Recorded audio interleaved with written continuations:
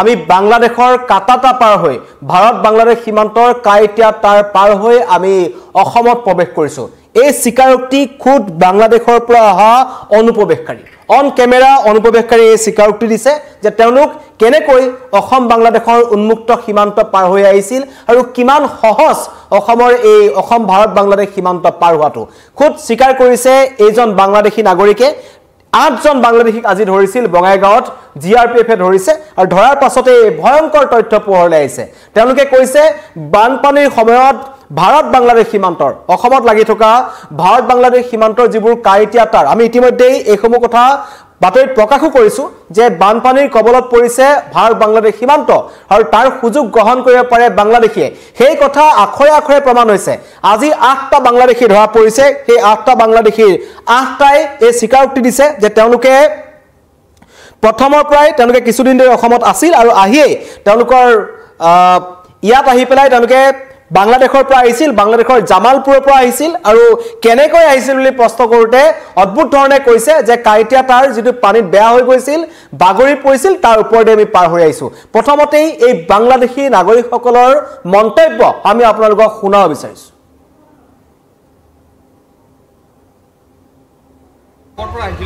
जी हम रात कहाँ से आया जमालपुर से आए बांग्लादेश में आया था बांग्लादेश से इधर आया था या बांग्लादेश जा रहा था बांग्लादेश से आया था बांग्लादेश जा रहा था नहीं आया था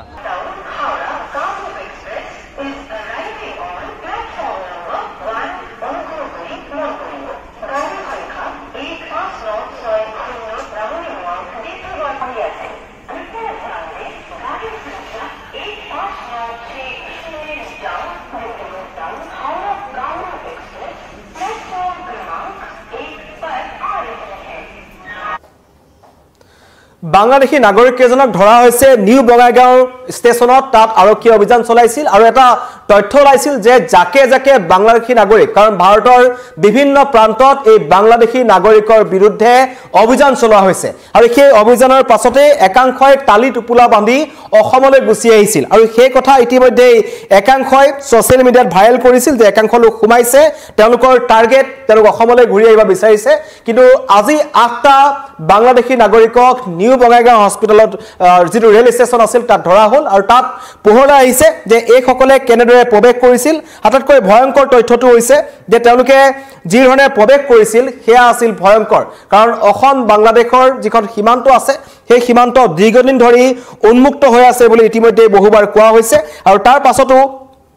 তেওঁলোকে অনায়াসে সেই অঞ্চলটি পাৰ হৈ আহিছিল আৰু পাৰ হৈ অহাৰ সময়ত কোনো ধৰণৰ নিৰাপত্তা ব্যৱস্থা তেওঁলোকৰ নাছিল কোনো নিৰাপত্তা তাত নাছিল বিএছএফ তাত নাছিল সুকলমে তেওঁলোকে পাৰ হৈ আহিছিল আহি পিটপিটাই পৰিছিল অসমৰ বিভিন্ন প্ৰান্তত এয়া হৈছে বৰ্তমান অসমৰ পৰিস্থিতি অসম যে বাংলাদেশীৰ চৰণীয়া পথাৰ হেতু নতুনকৈ কোৱাৰ কোনো প্ৰয়োজন নাই এই কথাই প্ৰমাণ কৰিছে 8টা বাংলাদেশী নথিপত্ৰ তেওঁলোকক পৰীক্ষা কৰা হৈছিল নথিপত্ৰ পৰীক্ষা কৰাৰ পাছতে এই ভয়ংকৰ তথ্যসমূহ পোহৰলৈ আহিছে আৰু এই কথাই পুনৰবাৰ প্ৰমাণ কৰিলে যে অসমলৈ এতিয়াও জাক বাংলাদেশী সোমাই আছে আজি নিউ বঙাইগাঁও ষ্টেচনত ধৰা পৰা 8টা বাংলাদেশী নাম হৈছে বাবু শেখ আশাফুল হক আলামিন আলী মামুন শেখ মোহাম্মদ আলী রুহুল আমিন মুসারক আলী আসরাউল হক বাংলাদেশৰ সীমা অতিক্ৰম কৰি মেঘালয় হৈ তেওঁলোক নিউ বঙাইগাঁও ষ্টেচনত প্ৰৱেশ কৰিছিল আৰু তেওঁলোকে চেষ্টা কৰিছিল যাতে তেওঁলোকে ভাৰতৰ অন্য প্ৰান্তলৈ যাব পাৰে এয়া হৈছে বৰ্তমানৰ পৰিস্থিতি বাংলাদেশী এদৰে আহি আছে যিমানে চৰকাৰে অবৈধ বেদখলকাৰী খেদাৰ কথা চিন্তা কৰিছে যিমানে চৰকাৰে বাংলাদেশী চিনাক্তকৰণৰ কথা চিন্তা কৰিছে সমান্তৰালভাৱে এদৰে কিন্তু বাংলাদেশী আহি আছে আৰু আটাইতকৈ চিন্তাৰ কথাটো হৈছে যে এই সকল বাংলাদেশী নাগৰিকে নিজ মুখে স্বীকাৰ কৰিছে যে তেওঁলোক বাংলাদেশৰ পৰা আহিছে তেওঁলোক তাৰ পৰা পলাই আহিছে এই ধৰণৰ মন্তব্য আহিছে তেওঁলোকৰ ফালৰ পৰা প্ৰথমবাৰ কাৰণে বাংলাদেশীয়ে নিজে খয়ক আহিছে যে আমি বাংলাদেশৰ জামালপুৰৰ পৰা আহিছো আমি বাংলাদেশৰ ভাৰত বাংলাদেশ সীমান্ত পাৰ হৈ আহিছো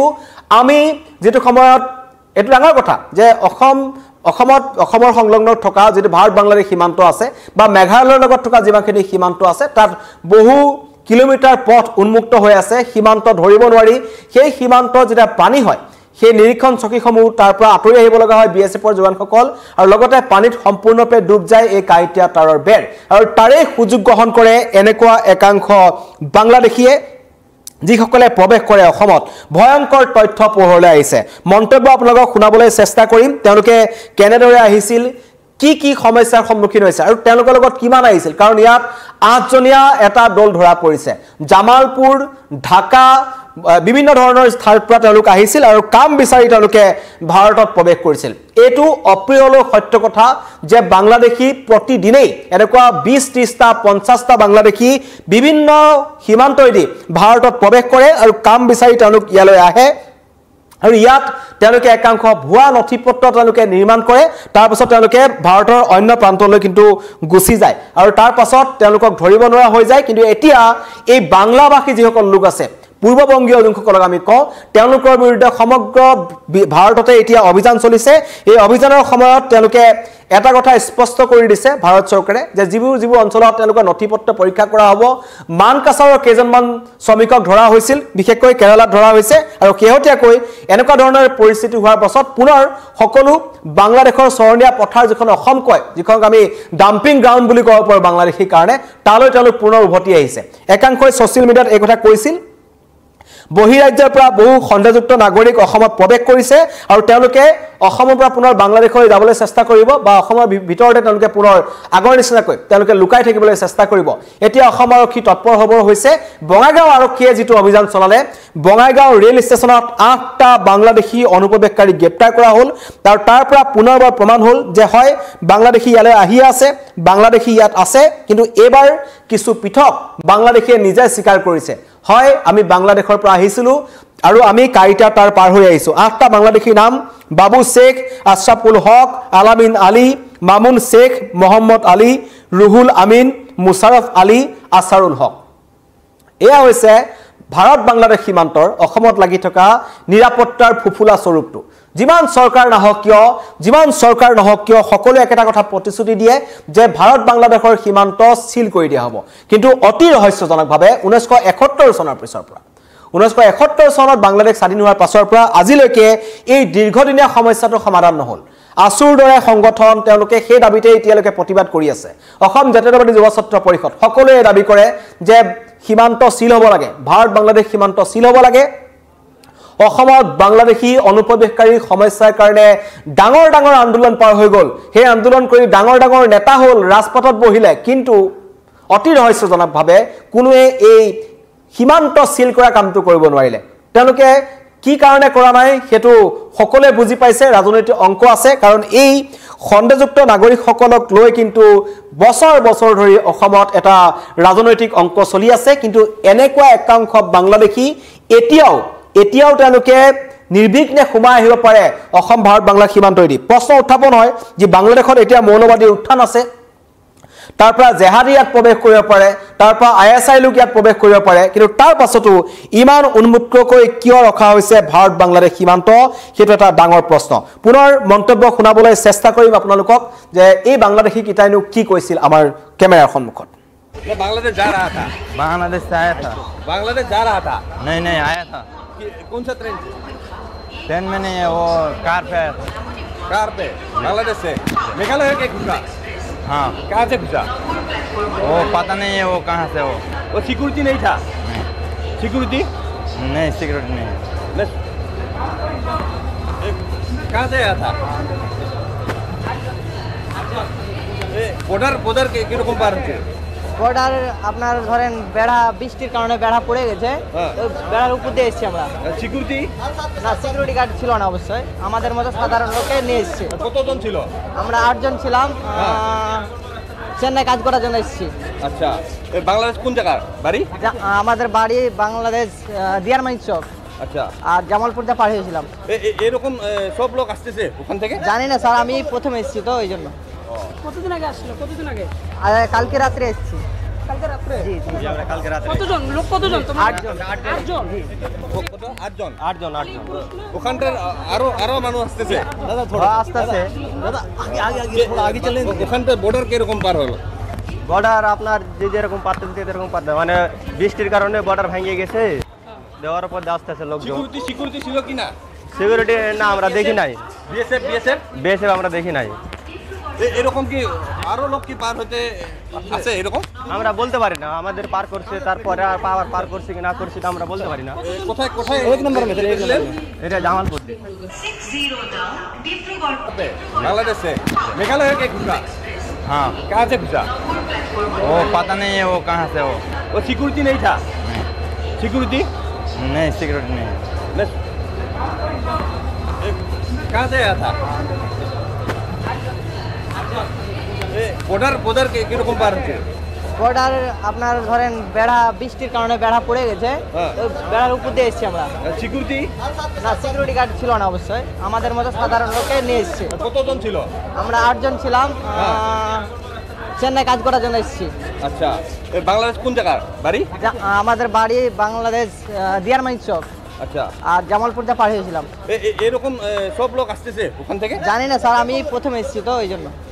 কতদিন আগে আসছিল? কতদিন আগে? কালকে রাত্রে এসেছি।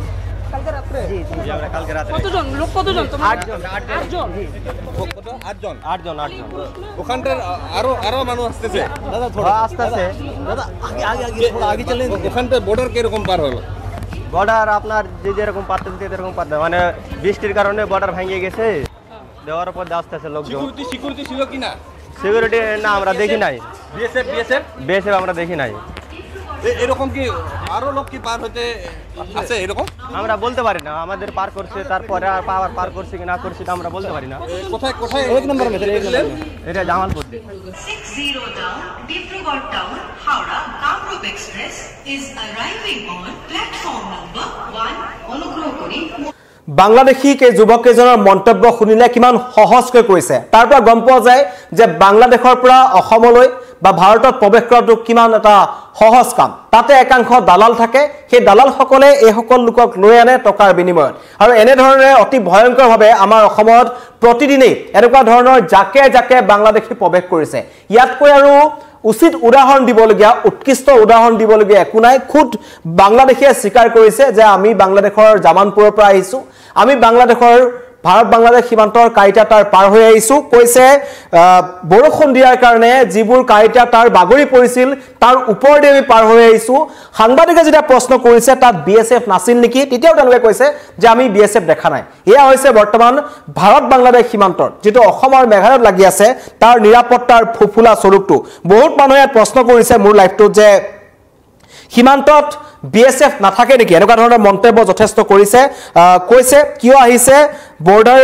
গাৰ্ড ষ্ট্ৰং হ'ব লাগে, এনেকুৱা ধৰণৰ মন্তব্য আহিছে। সকলোৱে প্ৰশ্ন কৰিছে যে বিএছএফে নিশ্চিত নিৰাপত্তা দিয়াৰ পাছতো কেনেকৈ এই ধৰণেৰে অবৈধ বাংলাদেশৰ পৰা অবৈধ অনুপ্ৰৱেশ চলি আছে। তাৰ পাছতো যদি কৈছোঁ যে বৰ্তমান সময়ত আমি আগষ্ট মাহৰ পৰা বাংলাদেশৰ পৰিস্থিতি দেখিছোঁ, বাংলাদেশত এক ভয়ংকৰ ৰাজনৈতিক উত্থান হৈছে। তাত শেখ হাছিনা চৰকাৰ যোৱাৰ পিছত মহম্মদ ইউনুছৰ নেতৃত্বত এখন মৌলবাদী চৰকাৰ চলি আছে। সেইখন চৰকাৰৰ মানুহে আমাৰ সীমান্তত থকা লোকক, বিশেষকৈ অসম যিখন পশ্চিমবংগ আছে, পশ্চিমবংগত কিছুদিন আগতে দেখিছিলোঁ যে বাংলাদেশী নাগৰিক আহি ভাৰতৰ ভূমিত প্ৰৱেশ কৰি ভাৰতৰ কৃষকৰ খেতি তেওঁলোকে কাঢ়ি লৈ গৈছিল, মাৰপিট কৰিছিল। আমাৰ ত্ৰিপুৰা সীমান্তত বিএছএফৰ জোৱানৰ অস্ত্ৰ শস্ত্ৰ কাঢ়ি নিয়াৰ দুঃসাহস কৰিছে। বাংলাদেশী গৰু চোৰাং সৰবৰাহকাৰীয়ে আমাৰ সীমান্তত থকা বিএছএফক আক্ৰমণ কৰিছে, কিন্তু তাৰ পাছতো কি কাৰণত উন্মুক্ত কৰি ৰখা হৈছে ভাৰত বাংলাদেশ সীমান্ত সেইটো চৰকাৰে জানিব। কিয় সদিচ্ছা নাই, কাৰণ এনেকুৱা নহয় যে ভাৰত পাকিস্তানৰ দৰে ইমান ডাঙৰ সীমান্ত নাই ভাৰত আৰু অসম আৰু বাংলাদেশ মেঘালয়ৰ লগত লাগি পেলাই, খুব এটা কম অংশ আছে। কিন্তু সেই কম অংশ কি কাৰণত এতিয়ালৈকে চিল কৰা হোৱা নাই সেইটো কিন্তু অতি ৰহস্যৰ কথা। আৰু এনেকৈয়ে তাৰ সুযোগ গ্ৰহণ কৰিছে বাংলাদেশৰ একাংশ নাগৰিকে। তেওঁলোকে আজিতো স্পষ্টভাৱে কৈ দিছে, কাৰণ বিগত প্ৰায় এমাহমানৰ পৰা আমি দেখি আছোঁ ৰাজ্যৰ বিভিন্ন প্ৰান্তত বাংলাদেশী নাগৰিকৰ বিৰুদ্ধে অভিযান চলিছে সমগ্ৰ দেশত। আৰু শেহতীয়াকৈ বহিৰাজ্যৰ পৰা কিছুমান সন্দেহযুক্ত নাগৰিকে অসমলৈ পলাই আহিছে, কাৰণ দেখিছিলোঁ যে ৰেল ষ্টেচনসমূহত হাতে হাতে বেগ লৈ টালি টোপোলা লৈ হঠাৎ বহিৰাজ্যৰ পৰা একাংশ এনেকুৱা সন্দেহযুক্ত নাগৰিক যিসকলৰ নিজৰ স্থায়ী ঠিকনা নাই, আচলতে তেওঁলোকে যেতিয়া প্ৰৱেশ কৰিছিল অসম আৰক্ষী আৰু লগতে ৰেল আৰক্ষী কঠোৰ হৈছিল। আজি বঙাইগাঁও ৰেল ষ্টেচনত যেতিয়া অভিযান চলোৱা হ'ল সকলোৱে নথিপত্ৰ পৰীক্ষা কৰা হৈছিল তাত এই 8টা বাংলাদেশী ধৰা পৰে তাৰ মূলত এজন যিজনে নিজে কৈছে যে আমি জামালপুৰৰ পৰা আহিছো এই ধৰণৰ মন্তব্য শুনা গৈছে বাংলাদেশীৰ দপদপনি অসমখন যে বাংলাদেশীৰ চৰণীয়া পথাৰ হেতু অপ্ৰিয় সত্য কথা কিন্তু এটা ডাঙৰ প্ৰশ্ন এতিয়া যে উচ্ছেদ অভিযান চলিছে বেদখলকাৰী খেদিছে চিনাক্ত কৰিব বাংলাদেশী চিনাক্ত কৰিব সেইবোৰৰ মাজত এই ধৰণে যদি কাকতি ফৰিং অহা দিয়ে এতিয়াও বাংলাদেশৰ পৰা প্ৰতিদিনে জাকে জাকে যদি বাংলাদেশী অসমত প্ৰৱেশ কৰি থাকে ভাৰতত প্ৰৱেশ কৰি থাকে তেন্তে এই অনুপ্ৰৱেশকাৰী সমস্যাটো কোনো কালে সমাধান নহব আৰু এতিয়াও সমাধান হ'বৰ কাৰণে বহু সময়ৰ প্ৰয়োজন হ'ব কিন্তু এতিয়া কথাটো এনেকুৱা ধৰণৰ হৈছে যে জপনাখন খুলি থোৱা আছে আৰু বাৰীত আমি গৰু ছাগলী খেদি ফুৰিছো কথাটো এনেকুৱা ধৰণৰ হৈছে জপনা খোলা আছে কিন্তু বা কৰবাত নহয় কৰবাত জেওৰাখন ভঙা আছে তাৰ পিছত আমি বাৰীৰ ৰক্ষণাবেক্ষণৰ কাৰণে আমি চিন্তা কৰি আছো বাৰীখনৰ আমি সুৰক্ষাৰ কথা চিন্তা কৰি আছো কিন্তু জপনা খোলা আছে কৰবাত নহয় কৰবাত জেওৰা ভঙা আছে তেনেকুৱা এক পৰিস্থিতিৰ মাজত এই সমগ্ৰ ঘটনাটো সোমাই পৰিছে কিন্তু বঙাইগাঁও আৰক্ষীক ধন্যবাদ জনাব লাগিব ৰেল আৰক্ষীক ধন্যবাদ জনাব লাগিব 8টাকৈ বাংলাদেশী ধৰা পৰিছে এবাৰ বাংলাদেশীয়ে খুদ স্বীকাৰ কৰিছে যে আমি বাংলাদেশৰ জামালপুৰৰ পৰা আহিছিলো আৰু কেনেকৈ আহিছিলো হেতু তেওঁলোকে চিনাক্ত কৰিছে তেওঁলোকে স্পষ্টীকৰণ কৰি দিছে নিজৰ স্বীকাৰোক্তি দিছে কাৰণ আগতে কোৱা হয় যে বাংলাদেশী নাগৰিকসকলক চালে পিঠিত তেওঁলোকৰ কাঁইটীয়া তাৰৰ দাগ থকা বুলি কোৱা হয় সঁচাকৈ আচলতে এতিয়া কাঁইটীয়া তাৰ পাৰ হৈ বাংলাদেশীসকল অসমত প্ৰৱেশ কৰিছে প্ৰতিদিনে তেওঁলোকে প্ৰৱেশ কৰিছে এটো মাত্ৰ এটা 8জনীয়া দল কাম বিচাৰি তেওঁলোক ইয়ালৈ আহিছিল আৰু ধৰা পৰিছে ধৰা পৰাৰ পাছত এটা কথা সত্য যে এতিয়াও অসমলৈ অনুপ্ৰৱেশ চলি আছে আৰু এই অনুপ্ৰৱেশ কেনেকৈ ৰোধ কৰিব পাৰি তাৰ ওপৰত ৰাজ্য চৰকাৰে চিন্তা কৰাটো অত্যন্ত প্ৰয়োজন হৈ পৰিছে ধন্যবাদ